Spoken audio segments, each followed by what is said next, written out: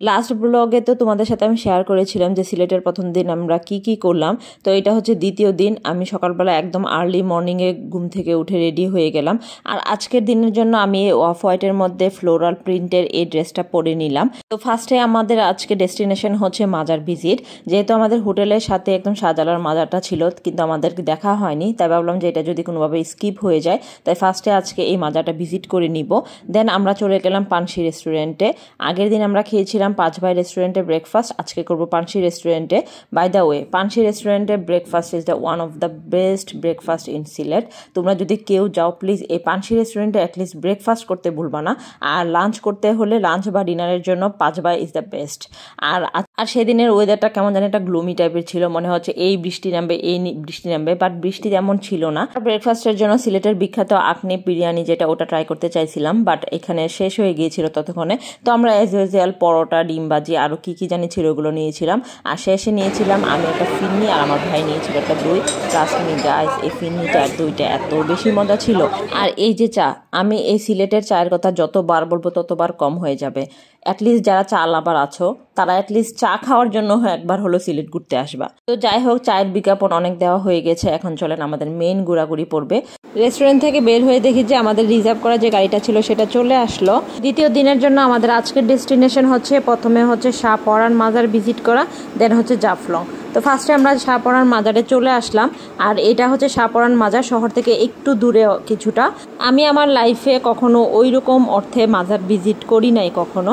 তো এইখানে সিলেটে এসে এই যে আজকে সকালবেলা শাহজালাল মাজারটা একটু দেখলাম, আর এই যে গোটা করে যে শাহপরান মাজারটা দেখতে আসলাম। আর এই শাহপরান মাজারটা যখন আমি দেখতে আসছিলাম, আমি সবচেয়ে বেশি অবাক হয়েছিলাম যে জিনিসটা, সেটা হলো এখানে এসে আমি প্রায় সকল ধর্মের মানুষকে দেখেছিলাম যে যার নিয়ত নিয়ে কেউ এখানে টাকা দান করছিল, কেউ নামাজ পড়ছিল, মানে যে যার ধর্মের ছিল সে ওরকমভাবে তার নিয়তটা আদায়ের জন্য চাচ্ছিল। তো আমি জিনিসটা আসলে আমাকে খুবই অবাক করেছিল যে আমাদের তো আসলে নিয়ত পূরণের একমাত্র মাধ্যম হলো আমাদের জন্য আল্লাহ। তো এই মাজার কেন্দ্রিক আসলে আমি জানি না, মানে কেউ যদি জানেন বিষয়টা আমাকে জানায়েন যে আসলে মাজার জিনিসে আসলে কোনো কিছু কাজ হয় কিনা। এনিওয়ে, দেন আমরা চলে আসলাম আমাদের মেইন ডেস্টিনেশন যেটা আজকের দিনে, সেটা হচ্ছে জাফলংয়ে। সিলেটের মধ্যে সবচাইতে one of the best place হচ্ছে এই জাফলংয়ে আসলে আপনি আরও একটা সৌন্দর্য যেটা উপভোগ করতে পারবেন, সেটা হচ্ছে মেঘালয়ের সৌন্দর্য।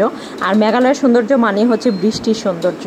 আপনি এখানে আসলে বৃষ্টি পাবেন না এমনটা হতেই পারে না। একদিকে জাফলংয়ের সৌন্দর্য যেমন আপনাকে বিমোহিত করবে, অন্যদিকে কঠিন একটা কাজ হচ্ছে জাফলংয়ের সিঁড়ি বেয়ে নিচে নামা। আমি যেদিন গিয়েছিলাম সেদিন আমাদের সাথে কিছু বৃদ্ধ মানুষ তখন ওই যে জাফলংয়ের সিঁড়ি বেয়ে নিচে নামার চেষ্টা করতেছিল, কিন্তু তাদের অনেকটা কষ্ট হচ্ছিল।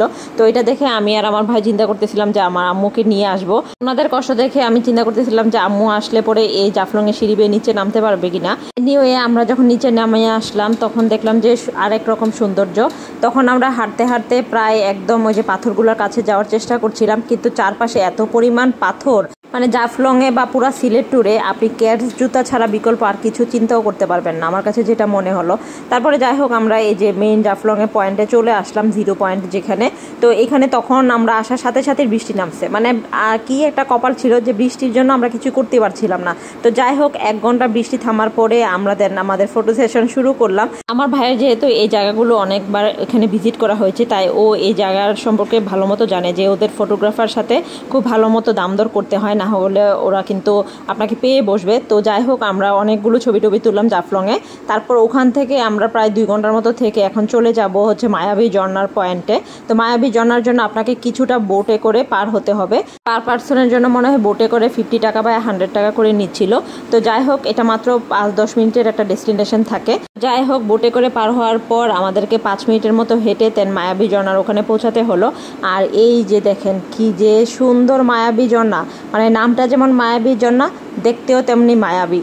মানে আল্লাহর দেওয়া প্রাকৃতিক সৌন্দর্য যে কতটুকু সৌন্দর্য হতে পারে সেটা আমি আসলে আপনাদেরকে বলে এক্সপ্রেস করার ক্ষমতা আমার নাই, মানে যেটা আপনি চোখে না দেখলে বুঝতে পারবেন না।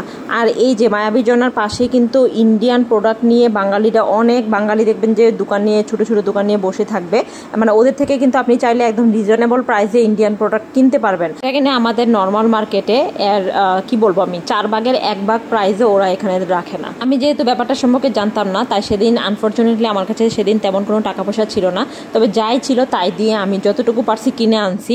মানে বিলিভ মি, আপনারা যদি কেউ যান মানে জাফলং বা এরকম মায়াবী ঝর্ণা ভিজিট করেন, অবশ্যই টাকা পয়সা সাথে করে নিয়ে যাবেন, মানে জিনিসপত্র অ্যাটলিস্ট কেনার জন্য। তো যাই হোক, ওখান থেকে আমরা প্রায় সন্ধ্যা হয়ে যায় এমন অবস্থায়, আর চারিদিকে এত বৃষ্টি নেমে পড়ছিল, আমরা আর ওখানে স্টে করতে পারতেছিলাম না। আর ওই দিন সন্ধ্যার পরে খুব বৃষ্টি হচ্ছিল, তো আমাদের গাড়িও আমাদের জন্য ওয়েট করছিল। তো আমরা আবার শহরে ব্যাক করি, আর শহরে ব্যাক করার পরে আমরা যেহেতু লাঞ্চ ওই দিনও স্কিপ করি, তো আমরা একবারে ডিনার করার জন্য 5 ভাই রেস্টুরেন্টে চলে আসি। সেদিন আমরা মেনুতে রেখেছিলাম সাতকরা দিয়ে গরুর মাংস বোনা, তারপর হচ্ছে ভর্তা, ভাত, ভাজি। বিলিভ মি গাইস, ওদের খাবার দাবার অতুলনীয় টেস্ট, বিশেষ করে এই যে সাতকরা দিয়ে গরুর মাংস, ওফ কি যে মজা।